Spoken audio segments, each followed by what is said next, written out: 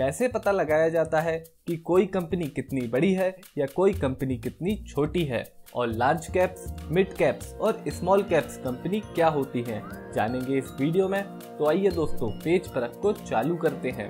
तो दोस्तों, कोई कंपनी कितनी बड़ी है या कितनी छोटी है, इस बात का पता उस कंपनी की मार्केट कैपिटलाइजेशन से लगाया जाता है। वैसे तो मार्केट कैपिटलाइजेशन को हमने पिछले वीडियो में भी डिस्कस किया है, पर अभी यदि हम शॉर्ट में देखें तो मार्केट कैपिटलाइजेशन का मतलब होता है एक शेयर की current value multiplied by total number of share available in the market. यानी यदि किसी कंपनी के 1000 शेयर हैं और एक शेयर की करंट वैल्यू 5 रुपए है, तो उस कंपनी का मार्केट कैपिटलाइजेशन होगा 5000 रुपए। और यदि किसी व्यक्ति को यह कंपनी खरीदना है तो उसे उस ऑनर को 5000 रुपए देने होंगे। और हम कई बार लार्ज कैप्स, मिड कैप्स और स्मॉल कैप्स कंपनी के बारे में भी सुनते रहते हैं। तो कौन सी कंपनी लार्ज कैप्स होती है, कौन सी कंपनी मिड कैप्स होती है और कौन सी कंपनी स्मॉल कैप्स होती है, यह उस कंपनी के मार्केट कैपिटलाइजेशन के आधार पर ही बताया जाता है। तो कुछ लोग या कुछ वेबसाइट्स पर 2000 करोड़ से ज्यादा मार्केट कैपिटलाइजेशन वाली कंपनी को लार्ज कैप्स कहते हैं, तो कहीं 1000 करोड़ से ज्यादा मार्केट कैपिटलाइजेशन वाली कंपनी को लार्ज कैप्स बोलते हैं। तो आखिरकार सही क्या है? तो security and exchange board of India SEBI के अनुसार स्टॉक एक्सचेंज में लिस्टेड मार्केट कैपिटलाइजेशन के हिसाब से top 100 companies large cap company कहलाती हैं। यानी हम मार्केट कैपिटलाइजेशन के ऑर्डर में सारी कंपनीज को डिक्रीजिंग ऑर्डर में लगाएं, यानी कि ज्यादा कैपिटलाइजेशन से कम कैपिटलाइजेशन वाली कंपनी के ऑर्डर में लगाएं, तो शुरू की top 100 companies large caps company कहलाएंगी। 101 से लेके 250 तक की कंपनी मिड कैप्स कंपनी कहलाएंगी और 250 के बाद आने वाली सभी कंपनी स्मॉल कैप्स कंपनी कहलाएंगी।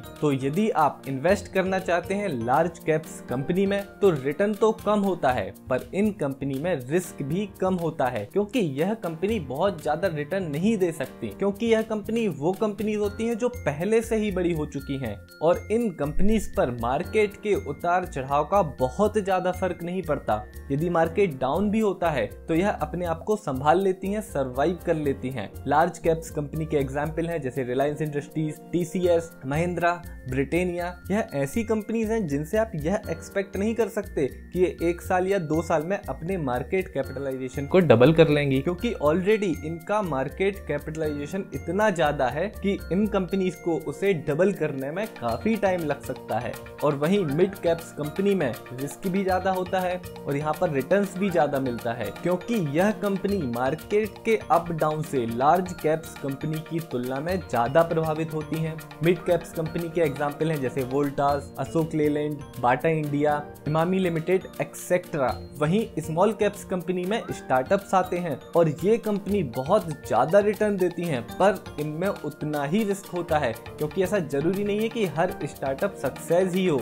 और यह कंपनी अपने मार्केट कैपिटलाइजेशन को डबल, ट्रिपल या 5 गुना तक बड़े छोटे समय में कर सकती हैं, यदि इन कंपनी का इंफ्रास्ट्रक्चर अच्छा है, कंपनी अच्छी है, कंपनी का आइडिया अच्छा है। इसलिए इन कंपनी में इन्वेस्टमेंट काफी अच्छा रिटर्न दे सकता है, पर ध्यान रखिए उतना ज्यादा रिस्क भी इन कंपनीज में होता है और आगे चल के ये कंपनीज लार्ज कैप्स कंपनी भी बन सकती है। और इस बात को भी ध्यान रखिए, ऐसा नहीं है कि जो कंपनी आज लार्ज कैप्स है या जो कंपनी आज मिड कैप्स है या जो कंपनी आज स्मॉल कैप्स है वो हमेशा स्मॉल कैप्स ही रहेगी या मिड कैप्स ही रहेगी या लार्ज कैप्स ही रहेगी। मार्केट कैपिटलाइजेशन के आधार पर small caps company mid caps company भी बन सकती है और mid caps company large caps company भी बन सकती है। इस वीडियो को पूरा देखने के लिए धन्यवाद। यदि यह वीडियो आपको अच्छा लगा है तो इस वीडियो को कृपया लाइक करें और चैनल को सब्सक्राइब करें और अपने दोस्तों के साथ जरूर शेयर करें, ताकि इसी तरह के वीडियो हम आपके लिए लाते रहें। बहुत बहुत धन्यवाद आपका।